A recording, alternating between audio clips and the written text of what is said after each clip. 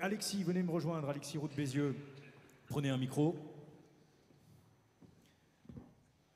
Alors, Alain vous a merveilleusement vanté. C'est vrai que sa boutique est très sympa. C'est dans le 9e arrondissement, dans un coin assez... le South Pigalle, comme on dit aujourd'hui. Hein. Une boutique magnifique, il y a quelque chose vraiment un univers enchanteur. Vous avez quand même réussi quelque chose de vraiment de parfait sur toute la ligne. Il a raison, hein, de la limonade de notre enfance.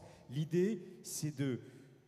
On va voir le film, hein, mais juste pour vous expliquer, l'idée, c'est de refaire l'épicerie de maman, mais de manière extraordinaire, avec des produits de grande qualité, souvent moins chers qu'en hyper, à la limite, hein, quelque part. Et puis, voilà, on est dans un univers et on a envie finalement de faire ses courses tous les jours dans ce genre d'endroit. Voilà, sain, savoureux, simple. Allez, alors, je vais commencer en fait par vous lire 2-3 mots. Ouais. Qui ont été écrits. En fait, c'est l'origine du concept. En fait, ouais. C'est des mots qui ont été écrits par Eric Emmanuel Schmitt, qui dit en fait, parce qu'au départ, en fait, j'ai écrit un livre avec un copain qui s'appelle Thomas Henriot, qui est un livre qui s'appelle L'Arabe du coin sur le rôle des épiciers de quartier 2008, dans la création du lien social. Et il dit en fait, un cliché veut que l'âme d'un village soit la boulangerie à côté de l'église.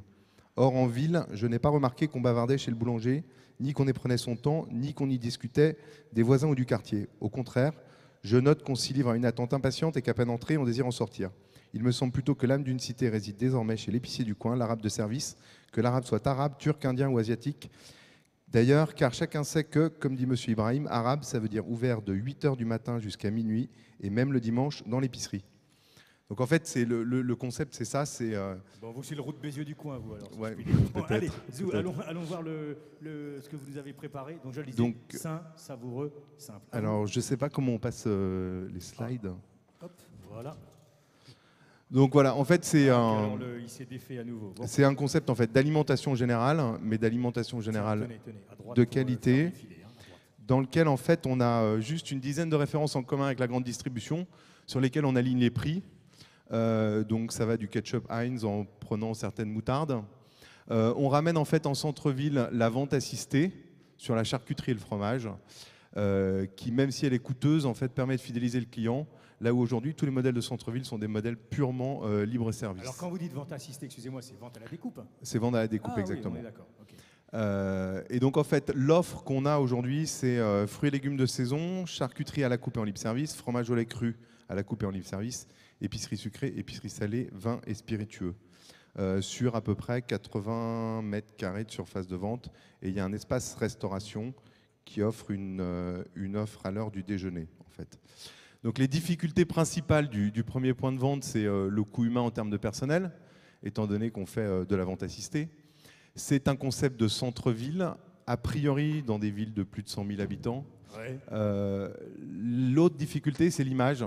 Pendant un an, en fait, on nous a collé une image d'épicerie fine, sauf qu'épicerie fine, ça veut dire que vous y venez une fois par semaine, que vous avez un ticket moyen de 30 euros. Vous voulez qu'on y vienne tous les jours, quoi. Et c'est le cas, puisqu'aujourd'hui, on a entre 500 et 600 clients au jour, avec un ticket moyen à 12 euros, soit 2 euros de plus que les enseignes un peu haut de gamme de la grande distribution. Et vous me disiez, vous ne vouliez pas qu'on dise que vous êtes une épicerie de bobo, en quelque sorte. Non, alors ça, c'est les... Mais vous êtes quand même dans un quartier très bobo, hein, cher ami. C'est les combats de demain. Ça, c'est les combats de demain et après-demain. Alors, les faits encourageants. Donc, faits encourageants en chiffre d'affaires. En fait, je disais 1 million, mais en fait, c'est 1,3 million cette année.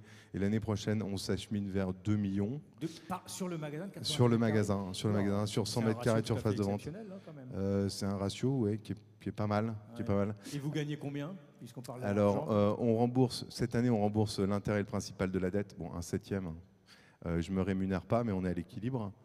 Voilà, c'est encourageant parce que les clients viennent 5 à 6 fois par semaine et qu'assez fréquemment, ils nous disent c'est tout. Et enfin, on a des bons rapports avec les fournisseurs.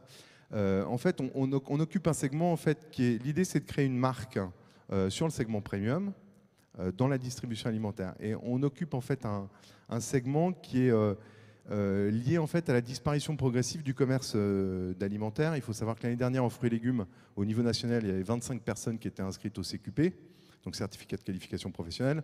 On manque de 4000 bouchers et qu'aujourd'hui, ce sont des filières qui sont en plein désarroi. Mais vous ne faites pas de boucherie et de poissonnerie pour autant? Non. Nous, on fait le fromage, on fait fruits et légumes, mais qui sont deux des métiers historiques qui sont en pleine disparition. Alors, bon, on ne va pas tous les citer, mais s'il y en a un ou deux à retenir, hein, les gens le lisent, alors c'est assez exceptionnel, effectivement. Tout ce que donc avez. voilà, sans un fournisseur. Hein. Voilà, c'est la complexité, c'est le nombre de fournisseurs. Les chiffres, en fait, ils ont un peu évolué à la hausse. Il y a beaucoup de pain. On vend maintenant c'est 150 baguettes par jour, bien qu'on ait en fait deux boulangers à moins de 150 mètres. Et que dans la densité, on a un Franprix à 20 mètres, on a un G20 à 70 mètres, on a un Monoprix à 150 mètres, on a un Carrefour City à 200 mètres et on a un Bio C'est Bon à 300 mètres. Bon, alors avant. Donc, voilà, avant. D'accord. Et maintenant. Donc avant et maintenant. Voilà. Pourquoi Causse? Alors pourquoi Causse? Parce qu'en fait, comme les Causses exactement, je cherchais un nom qui se prononce dans toutes les langues. Oui, en anglais, chaos. On peut dire Caussise, mais c'est pas mortuacienne. même si ça, je pense. Ça c'est pour Alain. Ça. Même si je pense qu'Alain doit être de Morteau, parce qu'il a un rapport assez particulier avec cette limonade. Vous êtes de Morteau? Non, pas du tout. Vous voyez. Et vous êtes de Causse ou pas? Non. Route Moi, je suis lyonnais. Oui, voilà, c'est pas tellement. Je suis lyonnais. Bon. Donc voilà, donc un emplacement. Non, mais je voudrais dire un truc important, c'est que la mortuacienne.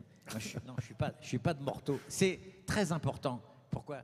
Parce que ça fait appel au passé. Oui, bien sûr, la limonade à l'ancienne. Oui, et c'est très important. Et en étant très moderne. Voilà, c'est très important, c'est pour ça que les gens en ont marre de Carrefour, d'Auchan et de la suite. C'est parce qu'on se casse les pieds et on ne retrouve pas ces trucs-là. Cela dit, Carrefour, ils vendent déjà des limonades à l'ancienne aussi. Peut-être pas celle de Morteau parce qu'elle est exceptionnelle, mais ils sont dessus aussi. Alors, les travaux magnifiques. Donc, alors, ouais, travaux, on finit à 2000 € du mètre, donc c'est quand même pas dingue. On a essayé de mettre l'argent là où il fallait, à savoir sur le plafond, à savoir sur l'éclairage, à savoir sur les sols. On a laissé un certain nombre de parties brutes. Il y a à peu près 450 000 € d'investissement, 300 000 € de travaux, 150 000 € d'équipement, dont un monte-fût, dont une trémie d'escalier, dont toute la vitrine, dont tout le mobilier froid. On a mis les caisses non pas à la sortie, mais au milieu du magasin, partant du principe que si les mecs voulaient voler, de toute manière, ils voleraient, et qu'on n'était pas là pour les fliquer. Et alors les cajots, ça c'est très sympa, vous maintenez un peu, effectivement, marchand de 4 saisons, un peu à l'ancienne, quoi, voilà. Exactement. Avec des trucs très sophistiqués en même temps. Donc voilà, une dimension assez importante qui est la machine à jus d'orange. Les gens en fait viennent se servir eux-mêmes, c'est 1 500 € de chiffre d'affaires par semaine, et les enfants viennent. Sur les jus d'orange? Sur les jus d'orange, ouais, c'est à peu près 800 kilos. D'orange semaine. Là, c'est la charte d'engagement des fournisseurs. En fait, on a une charte dans laquelle on bannit tout un tas d'additifs, de colorants, de conservateurs industriels. Voilà. C'est-à-dire que, voilà, vu sur le libre-service, une partie de la gamme à notre marque, sur les produits sur lesquels il n'y a pas de valeur ajoutée, principalement des produits de négoce, à savoir les épices. Voilà, visuel sur les différents produits. Et la mise en scène. Pas trop vite. Ou alors viser la régie. Non, mais je pense que c'est peut-être. Voilà, viser la régie. C'est peut-être le dernier. Non, c'était le dernier. En fait, vous voyez, il est tellement enthousiaste qu'il nous en aurait fait défiler des dizaines et des dizaines. Eh bien, bravo, parce que c'est vrai que c'est quelque chose de très très sympathique. Alors, c'est bien de l'applaudir, mais on l'aurait applaudi à la fin, puis avec tous ces petits camarades qui ont tous, vous verrez, quelque chose des projets sympathiques. Alors, rapidement, qu'est-ce que vous voulez faire? Est-ce que c'est duplicable ou est-ce qu'il faut que ça reste un peu unique et que ça ne se galvaude pas en la matière? Quelle est votre stratégie de développement, si vous en avez une? Alors, c'est duplicable. On cherche un deuxième magasin à proximité du premier, pour le moment, pour des raisons purement de logistique. Oui. Après, sur 3 magasins, le sujet, c'est d'avoir une plateforme dédiée. Parce qu'après, voilà, c'est 120 fournisseurs, comme je le disais. Donc c'est en logistique et en appro un vrai sujet. Aujourd'hui, on a un certain nombre de clients qui nous disent quand est-ce que vous ouvrez dans notre quartier. Donc voilà, il y a même des gens qui viennent de Bordeaux qui nous disent quand est-ce que vous ouvrez à Bordeaux. Donc en fait, je pense qu'il y a une tendance de fond en fait, dans l'alimentation en règle générale, que la distribution agroalimentaire dans les pays anglo-saxons a migré vers ces modèles-là depuis 5-10 ans, bien avant nous. Ouais. On a beaucoup de retard. Ouais. Nous, ça fait 2 générations que les Français, vivent avec Sainte-Geneviève-des-Bois. La boîte à chaussures, ils en veulent plus. Ça fait les Français passaient 1h30, je crois, il y a 20 ans dans les supermarchés par mois. Maintenant, c'est plus 3/4 d'heure. Les Anglais ils vont aussi au supermarché. Mais à côté, il y a toute une offre qui s'est développée qui n'existait pas en France. Et ça y est, on y arrive. En fait, vous êtes un peu dans le fooding à l'italienne, quoi. Voilà. Et dans tous ces mouvements, effectivement, anglo-saxons, de retrouver du plaisir et de être là dans la vente de produits alimentaires, quoi. Il manque en effet, à mon avis, un côté savoureux et gourmand dans la distribution alimentaire à la française. Et alors, est-ce que vous pourriez vous développer plus largement, puisqu'on vous voit à Bordeaux, peut-être à Lyon, à Toulouse, etc. Au risque, là encore une fois, j'y reviens, de vous y perdre. Est-ce que c'est pas la rareté qui fait aussi votre concept? Non, je crois pas, parce que dans la sélection des produits, dans la grille, il y a justement une notion d'alimentation générale de qualité et donc pas d'épicerie fine. Ça veut dire quelque part que dans nos fournisseurs, il faut qu'ils aient la possibilité de nous accompagner. C'est bien, hein, c'est vraiment un très très beau concept que vous avez. Alors, est-ce que ça veut dire que les grands que vous citiez, Carrefour et Sainte-Geneviève-des-Bois et les autres, ils vont s'y intéresser aussi, ils pourraient, ou d'autres enseignes, peut-être pas la grande distribution, mais enfin qui existent, et faire quelque chose qui serait peut-être pas tout à fait aussi rigoureux que ce que vous faites, mais enfin qui s'y rapprocherait et qui pourrait faire une confusion dans l'esprit du public. Est-ce que vous craignez une concurrence ? Écoutez, je ne sais pas si je crains une concurrence. Moi, je crois que la concurrence, c'est quelque chose d'hyper simple parce que ça force à réagir, ça force à être meilleur et à se remettre. Ils sont venus peut-être, mais certainement. On a vu quelques personnes qui n'avaient pas forcément des têtes de clients. J'ai envie de dire tant mieux. Tant mieux. Et ça veut dire qu'ils ont déjà réinvesti le centre-ville.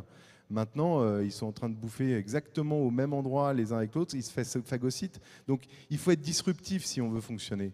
Et donc, il leur reste maintenant à trouver la disruptivité. La quoi ? La disruptivité ? Ouais, vous savez, c'est le concept j'ai bien compris. De Jean-Michel Dru, je crois. Oui, mais ça, vous n'êtes pas obligé d'inventer ce genre de mots dans vos magasins. Il faut rester sur des beaux mots à l'ancienne. Allez, merci à vous, donc, Alexis. Merci à vous donc, pour Causse.